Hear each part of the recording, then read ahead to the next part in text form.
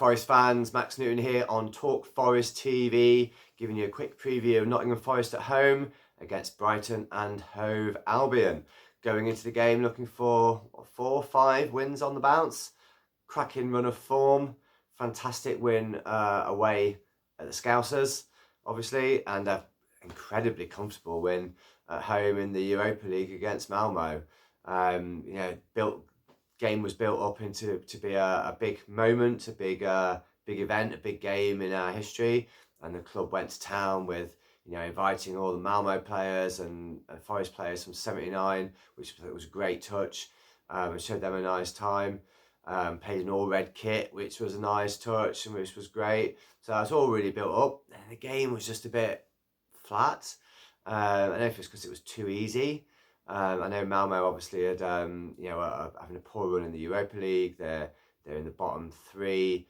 Their season finished 3 weeks ago, and they finished about 6th in there. So way underperforming compared to what they'd expect. And I think it showed. I think it was a bit flat, but we were well on top and just trying to pick them open for the first 20-25 minutes. Had quite a few chances. Dominguez should have scored. I think Callum and Kalimawendo went close before lovely bit of work from Milenkovic set up Ryan Yates to crash one in from the edge of the box. And then to the end of the first half, then it was quite good. And we'd up the pace a bit and we were all over them, got a good second goal. Great to see Kalimawendo get his second goal. And then after the third goal, I think just all momentum went out of the game, and it was all really easy, as the stats will show, but it's really flat. Atmosphere was really flat. Pubs post the game empty. It was a bit of a weird one. So hoping for much more excitement on Sunday.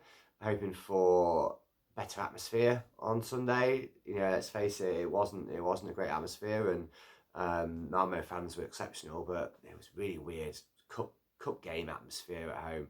We need to get more regulars in their own seats for the cup games. So Brighton, last time out at home, we beat Brighton 7-0. Absolutely battered them. I don't expect it to be the same today, but we've got a really good record at home and away against Brighton in the Premier League. I think their defenders, especially their central defenders, are big. Dunk seems to have a nightmare whenever he plays against us. I think own goal last time, sent off for chatting with the ref, got 2 yellow cards the time before.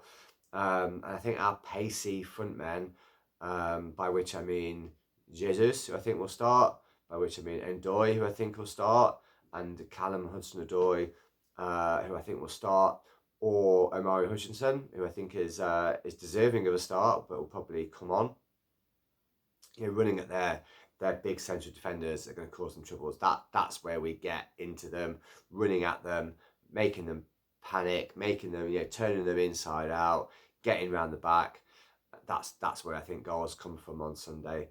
So I expect us to play probably a similar side that started against Liverpool. I would go that side, but with Callum Hudson-Odoi instead of Dominguez, so to really attack them down the flanks. The only thing is, I think he might go with Dominguez to counter Minte, who I think is probably their most attacking threat at the moment, because I think Mitoma won't play. Obviously Danny Welbeck's a big threat from them up front, but he needs the service, and if he's not getting the service, he's not the sort of player that's going to create something on his own. So I think Milenkovic and Murillo look after Danny Welbeck, and we stop the supply from Minte and from the midfielders. So I think same as Liverpool, but I would go Callum Hudson-Odoi instead of Dominguez on balance, because I think actually Nico Williams can handle Minte, because he's handled everybody else so far. I'm going to go for a 3-0 win for Forest, so our 4th consecutive game scoring 3 goals, another clean sheet.